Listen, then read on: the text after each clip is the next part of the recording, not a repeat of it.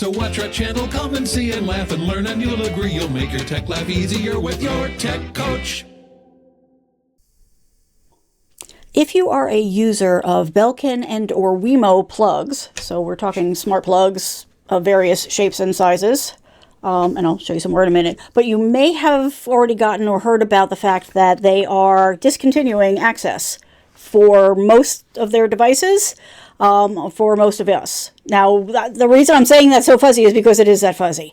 But what I want to make clear right up front here is the fact that while they're saying it's going to happen January 31st, 2026, I'm recording this November of 2025, it's already happening. I have been having trouble with my plugs for about a year now, and I've been trying to get straight answers from them. I've been trying to solve different things. I've tried all the things, resetting them, all the stuff. And one by one, my plugs are quote-unquote dying. The reality is it's not that the plugs are dying. It's that the app is refusing to function. So let's get everybody caught up here. So you may have already seen this particular email that's gone out, right? So it says, as of the 31st of January 2026, which I've already made clear is not completely accurate because it's already happening. But they are being a little more honest about it now, right? After that date, the Wemo app and cloud-based services, such as remote access and voice integrations, will no longer be available. And that is the problem. Now, they do list out here that some products will still continue to work, but only through Apple HomeKit. So basically, it's a giant middle finger to the rest of us out here, and it's a very small subset of things. So do check your list to see, but also understand, if they're doing this, if they're backing away from doing their basic maintenance on the app, it's all going to go away, because clearly they just don't care anymore. There is a small group of people who will be able to still get some sort of a refund, but for most of us, that's not happening. And then there are some links in here to give you some additional information. So just for the visual learners out there, right, we're talking a wide variety of plugs here, right? So some of them are going to be labeled Belkin, some of them be labeled Wemo, but it's the same problem because Belkin bought Wemo. So like I have, like these are early ones. I still have a couple of these, but there's also the smaller ones. There's the square ones like I showed you. So you're going to want to go and check your devices to see whether or not you're impacted. So this is what comes up when I search for Belkin. This is what comes up when I search for Wemo, just in case anybody is not believing that they are the same company. They are at this point. It didn't start out that way, but that's how it is today. So that's where we are at.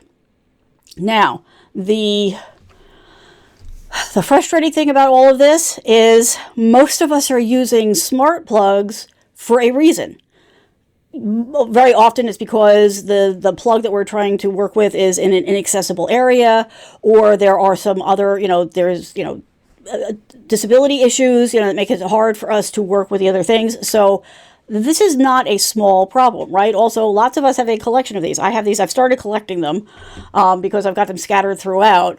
But we've invested time and money into getting this set up and all this other stuff. So if you're already seeing problems, if you're already having problems, what I think is happening, of course, they will not confirm this, but what I think is happening is the app, if it loses connection to a device, it's just giving up.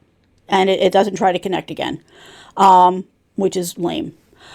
But that's when you're first going to start to see the problem. And the other thing that I want to make clear is, if you're reading the things very carefully, it's not that the plugs aren't going to work.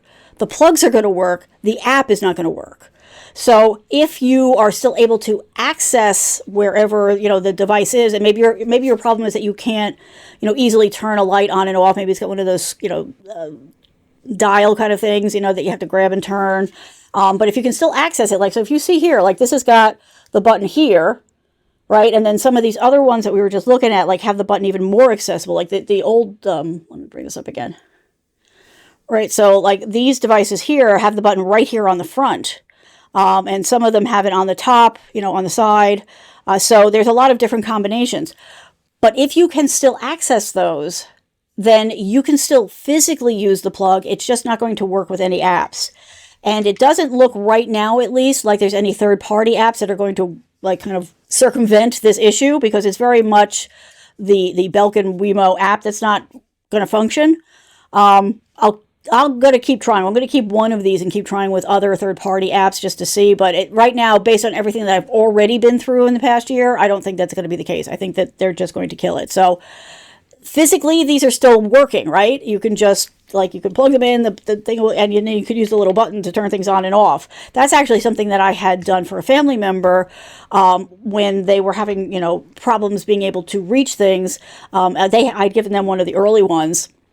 And when they started to have connectivity problems, we were able to at least put one on like the side table because they couldn't quite reach the light. But because you're plugging the light into this, we were able to put like an extension cord, short extension cord to the wall, put this on the side table with a little tacky, I think it was a Velcro strip that we put underneath it. And that way they could still, from bed, turn the light on and off just by clicking the button. Because it's just an on-off button, and it's very responsive to a light click. So there are still ways that you could use it. Now, the other part of this is that you're going to need to replace them, right? So, I know people are going to be like, any recommendations? I had been recommending the Casa plugs, so let me show you what that is. And for the most part, I'm still going to suggest these. The only thing I'm going to tell you is when I started having problems, I bought a handful more of these. And I had problem with one pack, so I bought a couple of 4-packs. One, I was able to get connected. The other one, 3 out of the 4 in the pack, I never was able to get connected. So I don't know if I got just a bad batch, or if there's something going on with them. So I'm going to recommend them with the caveat that I did have problems. Now, it's on me that I did not do this fast enough to be able to reach out to get a refund. So I'm going to suggest that if you go with these, make sure you test, working with them right away in case they don't work for you. Because if they don't work for you, you're going to want to be able to return them quickly. The other option that I have had much better and more consistent success with are the Waze ones. So that's what this one is. And let me show you that. And I will, of course, put all these links into the description as always.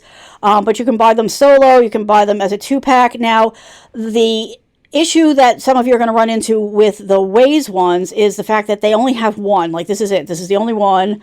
It is, not as big as the first ones I was showing you, but they're also not terribly tiny.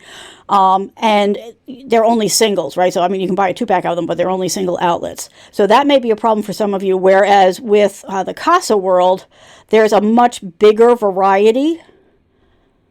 You can get, the outlets. They've got indoor ones. They've got outdoor ones. So that's why, I'm not completely saying no to them, but I am just giving you that little caveat of I did have a problem. So make sure that you test drive early and often in case you do need to do a return on them. Both of those will work with the Apple, the Google World, all that kind of stuff. So from that standpoint, they're equal. Casa gives you more options. Waze has just been the simplest and most consistent for me. So do with that what you will. Alrighty, so let's talk about what you need to know, what's going on, all that kind of stuff. So like I mentioned, they have, put out some information. Let me bring this up. And again, all these links will be in the description, so don't worry about having to catch this up, right? But they have explained it in a little more detail here. I don't, like I said, they're giving the same date. It's not really that. But they were on, your devices will function. It's just the app is not going to work. So it's a little misleading the way that they start explaining it. But when you actually go through and read stuff, then you will get more information on it. Another thing, these things, is what to do with them. So I highly recommend making use of a recycling program. Now, they've given you one and they've given you some information on it. They're using a third party. Where basically you're just going to come in here and say, I'm sending you stuff back. At first glance, a lot of people I'm finding are confused about this. Well, you're going to want to select as wireless devices. That's what we're sending back, right? These plugs would be considered wireless devices. And this is just, they want to know the size of the box that you're sending back to them. You're limited to 70 pounds. Hopefully you don't have 70 pounds of smart plugs. That's certainly possible. So I do recommend that you do that. Now, there are other alternatives if you don't want to use theirs. A lot of electronic stores will let you just drop off stuff to get things recycled. A lot of communities have their own recycling programs for electronics, so you can check into those to see which works best for you. I'm going to be upfront with you. You're not going to get paid, right? Nobody's going to give you a check for handing things in to recycle. I wish they would, but they don't. But hopefully the payment for you will be, the good feeling of you're not just throwing this into a landfill. You're going to give it to somebody who's going to break it apart and handle the waste the way it needs to be handled safely. So I do highly recommend that when you are disposing of these, that you don't just throw them in the trash, but instead that you actually recycle them in whatever way is easiest for you. And they'll take all of them. Like if you've got a broken one, right? If you've got an old one, if you've got a newer one, they'll take them all. So, and to be honest, if you've got other electronics lying around, it's a good chance, it's a good time to go ahead and, unload those as well, get those out of your house. So that's just something else to keep in mind. Other than that, I would recommend that you start to plan ahead, right? What I've started to do, like I've got a bunch of these now, and I'm, as things are not connecting, or as I'm, moving furniture, cleaning, like if I'm vacuuming, like, oh, that's a good chance for me to go and pull that plug out and swap it out. You're going to have to go through the process of, reconnecting it. And as much as possible, what I'm trying to do is reuse the same name. So that way the devices already are familiar with that name, and it's just the connection to the app that needs to be done. But I would recommend doing that now in small pieces, or, if you prefer to do things all at once, make sure you get the plugs, because in this dumpster fire of a year that we're living through, that is going to carry through the next year, it's taking a little bit longer to find these things, right? And to get our hands on them. So again, I would recommend doing a little research, deciding what kinds of plugs you want to do, and also, maybe reevaluate. Maybe some of the places that you're using them, you thought it was going to be convenient and it turned out not to be. Maybe, that's one less plug that you're going to need, or maybe there's a better place to use them. I do recommend, if you have multiple things, let me bring this back up again. Okay, stupid pop-ups. I do recommend considering, again, I'm not saying to use necessarily, but to consider the smart power strips if you have multiples. I have one of those here in the office right now. I think it's this one. And the nice thing about it, so it's 6, but you can get a 3 also. And you could treat each one of these individually, right? So if you want to be able to, control things individually, you can name them different things. You can add them to groups individually, and then have that level of control over it.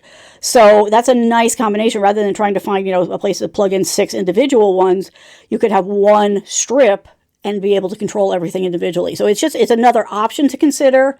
I found out actually through conversations last week with some friends that not everybody knew that that's an option. And there's not a bunch of them out there, but Casa does have one. I have been using one for quite a while, and that one has been okay. So it's just something else to factor in. Now, there are other power strips that you can get that have these kinds of, connections. So, do your research, find out what's going to work best for you. This has the same problem of most power strips, of the connection points are too tight. So like even just like a power outlet, which of course, a power plug, be able to grab one in here, but some of them are bigger than others, and so they don't sit well in those kinds of things, so you will still have those kinds of issues. So just again, think about what it is that's working for you, what's not, and use this as an opportunity to go ahead and readjust these things a little bit. So don't love it. This is going to be the reality, I think, for a lot of this kind of device. These companies are going to lose interest.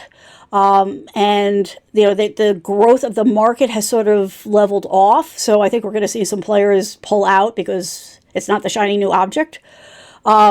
So do your research, figure out what's working best for you. And the reality is that this is technology, and they do kind of want it to be semi-disposable, even though we don't want it to. I will say that, the Belkin, the very first Belkin that I plugged in here is still working. And I have a sneaking suspicion. I'm kind of curious. I think I may leave it. It may be the last one to go, right? Because it's been running very well.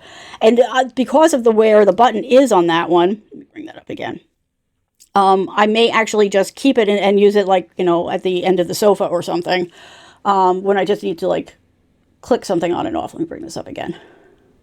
So it's one of these. And it's got the button right here.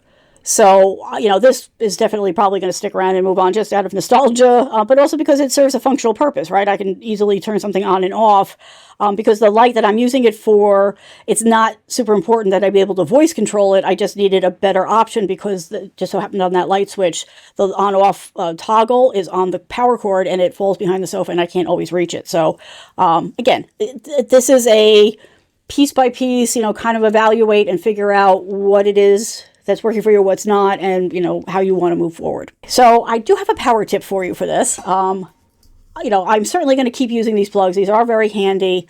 For those of you who are new here, my first test for these was when I got my first dog when I moved into this house. There's that period when they're a puppy, when you've got to go out every couple of hours, you're getting them trained to do their thing outside. And it was really nice to be able to, as I'm scooping the puppy up to run outside, say to my smart devices, hey, turn on the freaking lights, we're coming. So that by the time I hit the first stair to come down and go outside, the light was already on, so I wasn't bumping into things or tripping. So that's what was the use case for me, that like, this could be handy. And since then, because I like to play with these things, I've got a lot more of these. And it's just a really nice, efficient way to be able to control things. I've also found being able to control things remotely is very handy. Like, so, that time change kind of thing, or the time of year. If I turned out I was going to be getting home a little later than I expected, it was nice to be able to get on my phone, give the command, and be able to control the light, turn the light on for the puppy before I got home. So there's a lot of good use cases for it, whether you're talking about, making things a little bit more accessible or whatever. There's just a lot of good use cases for this. So my tip for you, which I learned the hard way, so I'm trying to save you the problem, is pull out your label maker when you go to do this, and as you're going to replace the ones that are dying, and put a label on it. Identify it. And this is where it's turning it, I'm going to have to replace probably 4 or 5 more of these plugs here. I'm using the same name on things, so that way when I'm giving the commands, I already know what the words are that are going to control the right things, but I'm not having to guess. So this is just a handy little thing. You just put, a little label on it, and that way when you're swapping things out in the future, you're going to know what it is. But also if you decide to rearrange things, you're going to know which one to go into the app to adjust, so that, maybe you're going to change it from one group to another, that type of thing. A second power trip is one that works more on the Google side than anything else that I've tested. And that is, if you use consistent naming patterns, you can shorten your verbal command. So for example, if you wanted to name all the things in one room blue plug, so you do blue plug 1, blue plug 2, blue plug 3, blue plug 4, whatever. Then when you give the command, you could say, turn on blue plug, turn off blue plug, and it'll do the whole grouping. Now, like I said, that doesn't work for all of them, so it's worth a try. But I on the Google side of things, it's worked for me consistently. Not so much on the Madam A one. And I currently have any of the Apple stuff, so I can't verify that. But it's worth a try. Worst comes to worst, you could go through the manual process of setting up groups, which then you could give one name to a group of things. But this was just a nice little shortcut that I found on the Google side that just saves me having to do the extra step of doing groups. Little things, but you know what? Sometimes the little things make all the difference. So that's all the information I have for you on that. If you have any questions, comments, if you need any more help, you can reach out to me here as a contact form. Feel free to reach out. And also, if you'd like to have more in-depth conversations on this kind of stuff, if you'd like, early access to some of the videos, feel free to join us here. There is free and paid options. All right. This is the reality of technology. There's always going to be a certain amount of adjustment as things are depreciated or replaced. Not fun, not optimal, but here we are. All right. Thanks so much, and I hope to see you again soon. Bye.